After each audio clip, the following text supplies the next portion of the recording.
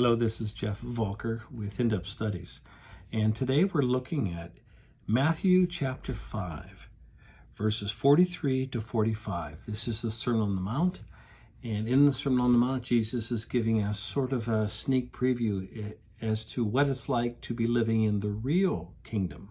Israel was only a picture, a physical picture of the kingdom of God, but not the real kingdom, because they were an unbelieving picture of the people of God. But let me read. He says this, "You have heard that it was said, love your neighbor and hate your enemy. But I tell you, love your enemy and pray for those who persecute you, that you may be children of your Father in heaven. He causes his sun to rise on the evil and the good, and sends rain on the righteous and the unrighteous." Now, he begins in verse 43, "You've heard that it was said, love your neighbor and hate your enemy." And what is Jesus doing? Well, Jesus is coming as a new lawgiver, taking law to a higher level than it existed under the Mosaic law. We have to remember that in Israel, when Joshua led Israel against the city of Jericho, he was told by the Lord to wipe out those in Jericho, men, women, and children.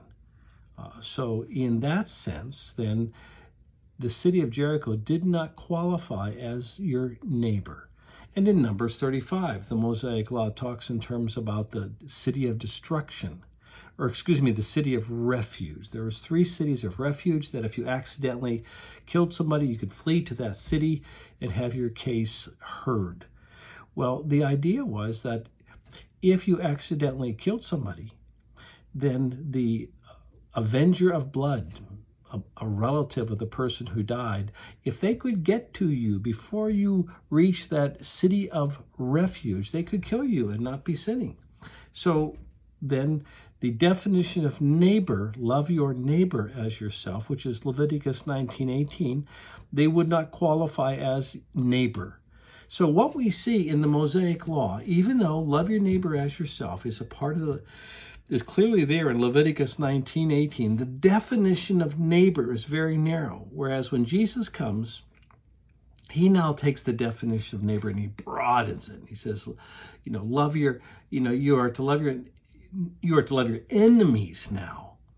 And of course, he's taken it to a whole new level than it existed as part of Israel and the Mosaic law.